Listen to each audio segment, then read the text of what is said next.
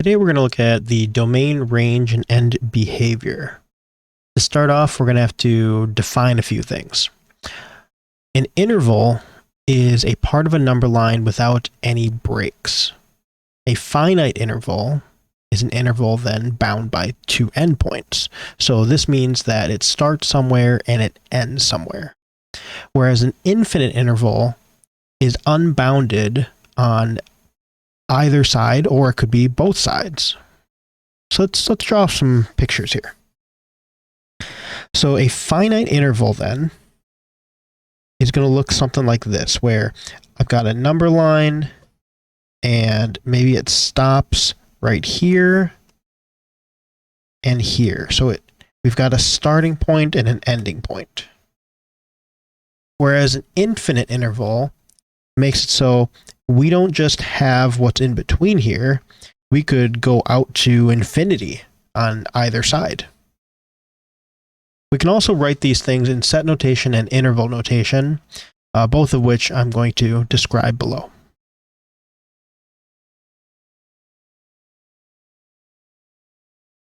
All right, so let's say we've got all real numbers from A to B, including A and B. So this is a finite interval, because it says we're stopping at A, we're stopping at B, but we're also including both of those things. So I would write this as A is less than or equal to X, less than or equal to B as an inequality. In set notation, I've got a few notes here. This vertical bar, I read that as such that. So this is X such that A is less than or equal to X, less than or equal to B. You'll notice that this inequality is the same inequality that's present here. The only thing that's different between inequality and set notation is I've got these little squiggly brackets on the left and right side to indicate that this is now a set. And I'm saying the set of what? Well, the set of X as long as this inequality takes place. For interval notation, I use parentheses and these squared off brackets. The difference here is that if I've got a square bracket, it stops there. So it stops at A, it doesn't go any further to the left. Same thing with B. It stops at B, it includes both A and B, and it doesn't go any further to the right. If I have all real numbers greater than A, this is an infinite interval. X is greater than A. So this is saying anything that is bigger than A. Anything that's bigger. And since we don't have a cap on what's bigger, we can just keep going and going and going and going. The only difference, again, between inequality and set notation is I've got these squiggly brackets to indicate I've got a set. And then the set of what? X such that X is greater than A. To show this in interval notation, I would say A, comma, and positive infinity. And notice this says greater than A, not greater than or equal to, so I'm not actually including A. I'm going to use a parentheses when A is not included. And this infinity, it's not really a number that I can reach. It's not like 10 where I can count to 10. So since this is infinity, we just say, I'm not ever actually going to be able to count to infinity. So I'm going to use a parentheses there as well. What about all real numbers less than or equal to A? Well, as an inequality, this is X less than or equal to A.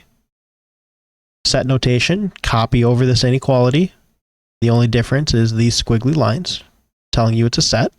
And the set of X such that X is less than or equal to A. For interval notation, this is parentheses, since I can't reach negative infinity, comma, A, this does equal, so it includes A, so I'm going to use a square bracket here. These notes are just to kind of tell you what each of these things means, what we talked about in this table. And let's do some examples. All right, this one here, I've got a number line and it looks like I go from -3 to 2.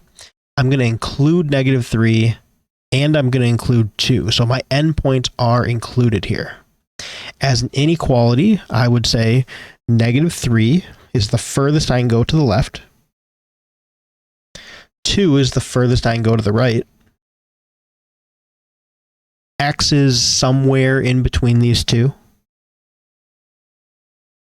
And since I'm including these, -3 is less than or equal to x. That's the lowest it can go. And x is less than or equal to 2. That's the biggest it can go. For set notation, remember these are basically identical. I'm just going to copy and paste here. -3 less than or equal to x, less than or equal to 2. And the only thing I'm going to add, those squiggly brackets, indicating that this is a set, the set of what? X, such that. For interval notation, -3 and 2 are included, so I just write my endpoint, -3, comma 2, and since both are included, I'm going to use a square bracket for both.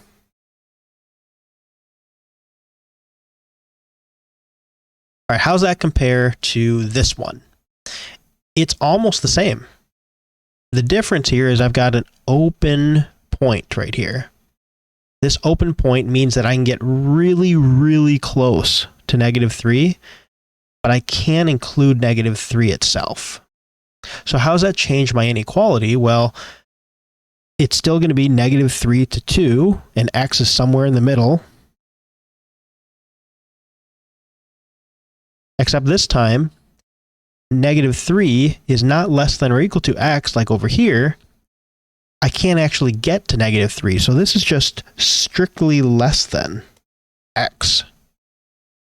I can get to 2 though, so x is still going to be less than or equal to 2. Set notation, copy paste, -3 less than x, less than or equal to 2, and I say the set of x such that. For interval notation, again, my endpoints are -3, comma 2. This time, however, I can't get to -3, so parentheses there, and a square bracket for 2, because I can reach 2. Let's take a look at some infinite intervals. So this one, let's see, looks like I'm going to the left here, all the way to -infinity, way out here. But on the right, I'm going to stop at 2. So how would I write this as an inequality? There's a number of ways you could do it. I would write this as x. Let's see, x is 2 to -infinity. So -infinity is less than x less than 2. A lot of times you can get away with just saying x is less than or equal to 2. Set notation. Here the set of x such that, and then copy and paste, -infinity less than x less than or equal to 2. And then for my set notation, here I'm going to say -infinity, comma 2. Can I reach -infinity? Not really, so parentheses there. Do I include 2? I do. So square bracket. All right, let's go the other direction. This time, 2 all the way to +infinity. However, I'm not going to include 2 itself. So how would I write that? 2 is strictly less than x less than +infinity. Set notation, copy paste, 2 less than x less than +infinity. This time, we're defining this as a set of x such that. And then interval notation, 2 to +infinity.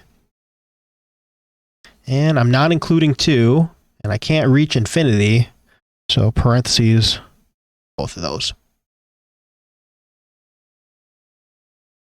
All right, next, domain, range, and end behavior.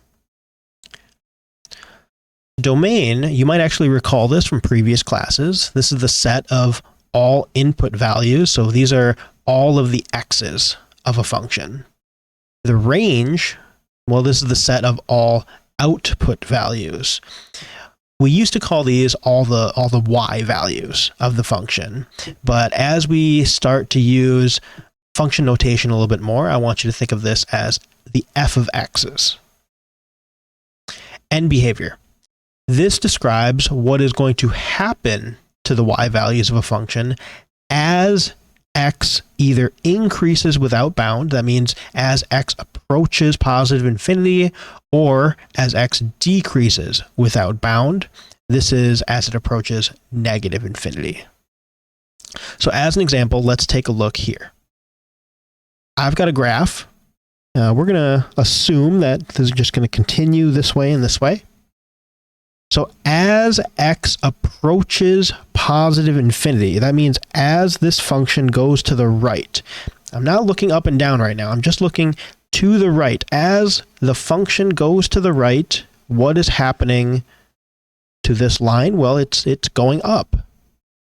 So I would say as x increases without bound, f of x, or the y values, also increase without bound. So as x approaches infinity, y or f of x approaches infinity. What about as I go to the left? Well, here I'm at x equals 0, x equals -1, x equals -2, x equals -3. As I continue going to the left, as I continue toward negative infinity to the left, what's happening to my function? Well, it appears that it's also going to go to negative infinity. It's going down. So as x decreases without bound, f of x decreases without bound. I would write this as x approaches negative infinity, f of x approaches negative infinity. We're going to take all the things that we did here, and we're going to do a couple of examples. So let's take a look at this graph here. This is the graph of x squared. F of x equals x squared. Again, we're going to say this continues this way, this continues this way. And I want to find the domain, I want to find the range, and I want to find the end behavior, making sure to write the domain and the range in all of the different ways that we just learned. So domain. This is the set of all x values. If you need to make yourself a little note here, you could just say x values here. So let's start there. This is looking left and right. Is there anything to stop me from going to the left necessarily? Well, this graph is going to continue going up, but I'm not necessarily caring about that. I only want to know, is this going to keep going to the left, or is there something that's going to stop it at any point? Well, no, it's just going to keep going, so there's nothing to stop it. What about to the right?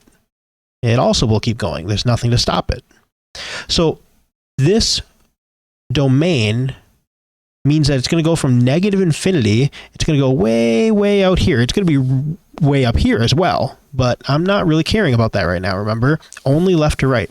It's going to be way out here. The function will exist over here, and way out here to positive infinity, the function will exist out there. So how do I write this as an inequality?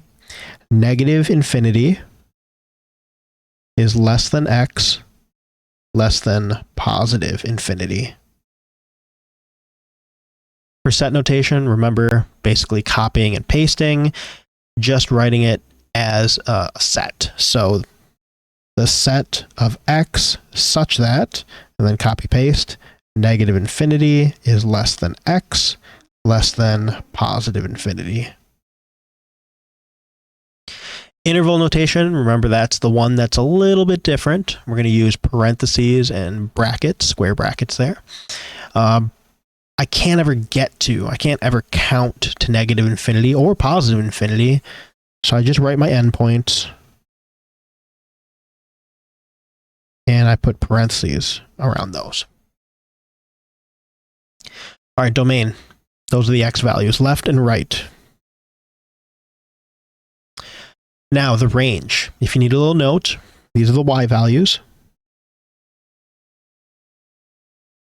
And these go up and down. So now I don't care about left and right at all. I'm only looking at how far down does this graph go? How far up does this graph go? Is there anything to stop me from going down or to stop me from going up? Well, let's look at its lowest point. I do have something. The graph itself is stopping at what appears to be y equals 0. And it also seems that it actually gets to, it reaches this 0. So we're going to include this 0. What about going up? I'm going up this way, going up this way. Doesn't appear anything's going to stop me there. So I would say that 0 is my lowest point. So 0 is less than or equal to y, which is less than positive infinity. And again, you could probably get away with just writing 0 is less than or equal to y, because that is assuming that it's just going to keep going. Set notation, just like this, using this inequality. Remember, though, that this is now the range. So we're looking at y values. This is going to be the set of y such that 0 is less than or equal to y less than positive infinity. And interval notation, my lowest is 0. My highest is positive infinity. Do I include 0? I do. You need a square bracket there. Can I reach infinity? No. So I'm going to use a parentheses. And what about the end behavior? As x approaches positive infinity. So this is saying as x continues to the right. As x goes to the right, y keeps going up. Nothing to stop it. So as x approaches positive infinity, I would say y or f of x approaches positive infinity as well. As x approaches negative infinity, so as x goes to the left, what's happening here? Well, the graph also goes up this way. So as x approaches negative infinity, f of x, or your y values, those also approach positive infinity. All right, let's do one more. This graph is the graph of f of x equals 2 to the power of x. So we're going to do the same thing. We're going to find the domain. These are the x values going left and right. We're going to find the range. These are the y values going up and down. And then we're going to talk about the end behavior. What happens as we go to the left? What happens as we go to the right? Assuming these graphs will just continue like so. Domain first. Left to right. Is there anything stopping us from going to the left? Nope. Looks like this is just going to keep going. What about to the right? I'm going to go up, but I don't care about up or down right now. I just care about left and right. It does appear that I will just keep going to the right. So I'm going to say the domain here is negative infinity less than x less than positive infinity. For set notation, copy and paste. But then also including the set of x such that. And for interval notation, I just write my very left is negative infinity, the very right is positive infinity. And since I can't ever really get to or count to either of these, parentheses. Range, this is going to be up and down. Is there anything stopping me from going down? Well, it's not super clear, but it does seem like we get closer and closer and closer to y equals 0. Now, if I were to continue this graph and zoom out really, really, really far, we would see that we would never actually reach or cross this y equals 0. So this is saying we're going to stop at y equals 0, but we're not actually going to include 0 itself, since we can't reach it. What about going up?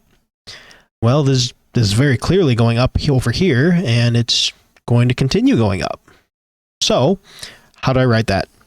0 is less than, because I'm not actually going to reach 0, so it can't be 0 is less than or equal to, y, which is less than positive infinity.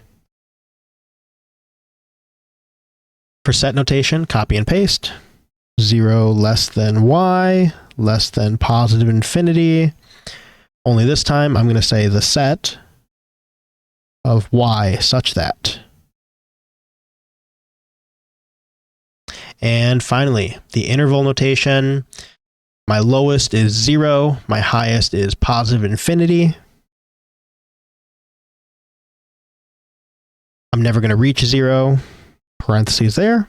I'm also never going to reach infinity. So, parentheses there. What about the end behavior? As x approaches positive infinity, as x goes to the right, what's going to happen to y or my f of x? Well, that's going to go to positive infinity. It's going to keep going up. So, as x approaches positive infinity, y or f of x is going to approach positive infinity. And lastly, what happens when I go to the left? As x approaches negative infinity, y is approaching 0. So f of x approaches 0.